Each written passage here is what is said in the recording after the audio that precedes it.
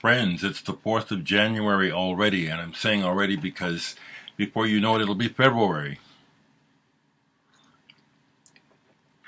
Good Saturday to you.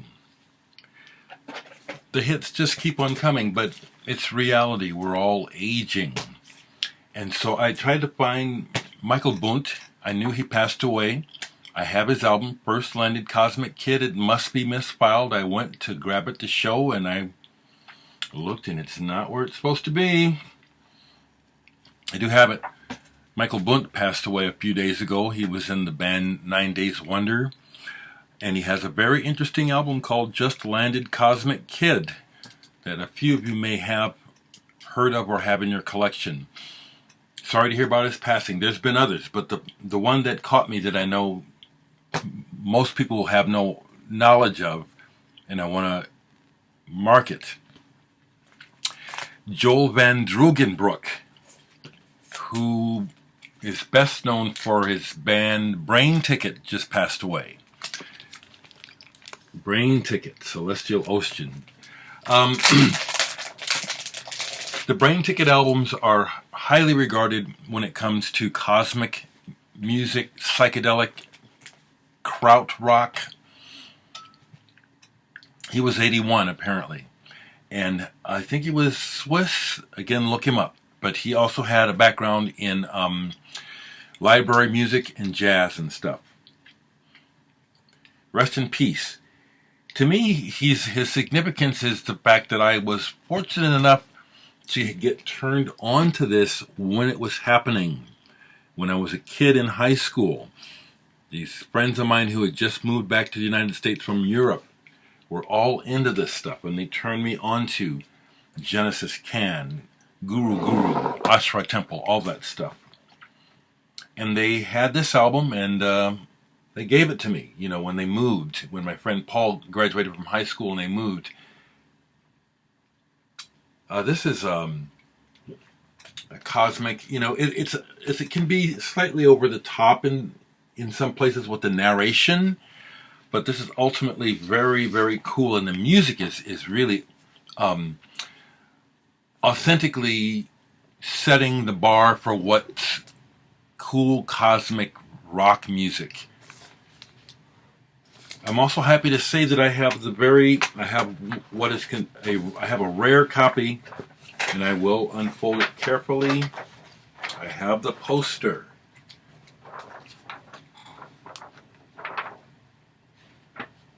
I have the Celestial Ocean poster that came with the album, which apparently, a lot of times collectors, not a lot of collectors, but in collecting, the more complete the item, the more valuable. This is just a real good album. And a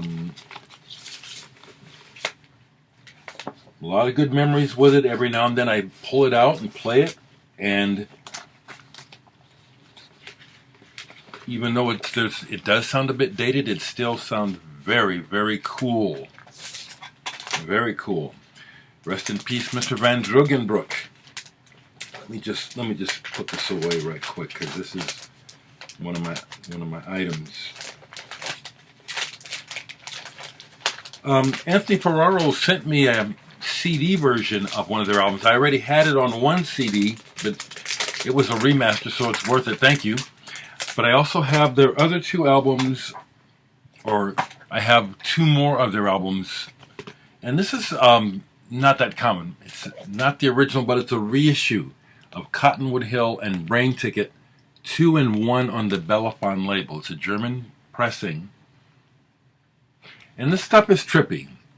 It really is. Cottonwood Hill can be it can be their music. Okay, yeah, it's almost like a test in a way. Can you get through this? I can especially see where certain people, if they were extremely high or on psychedelics and were not being guided or helped, and this was played, could be very frightening. Good stuff. Rest in peace, Mr. Vandroogenbroeck. And then I have one of his library music albums, Biomechanoid. Wonderful, wonderful stuff. Wonderful, wonderful stuff. So I went ahead and listened to all of this, and it's like there's one good idea on here that was different from anything that Jeff's really done before. And it's pretty cool because he's just a player. But it's only one, and then the rest of it is, I think, pretty mediocre. And the experiment with the young white blues singer, she's no Joss Stone. To me, it fails. This is glad to have it in my collection as a Jeff Beck lover, but this is a crap album.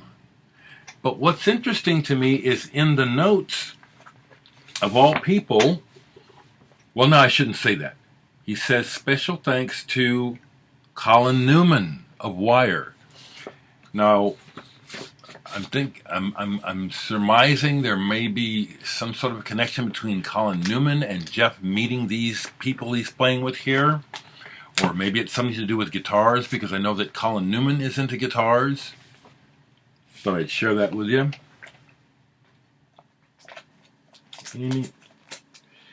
Okay. Something I played that I don't think I showed here online or on my here is played this Kit and Coco album. Kit Watkins and Coco Roussel. They were in the progressive rock band from America, Happy the Man. And then Kit Watkins also joined Camel for a time. He's done other things. He has a very distinct and, to me, almost immediate, well, not almost, it is immediately recognizable keyboard style and flavor. I hadn't played this in a long time because my memory of it was not good. And, you know, it's like that was a long time ago. I really enjoyed this.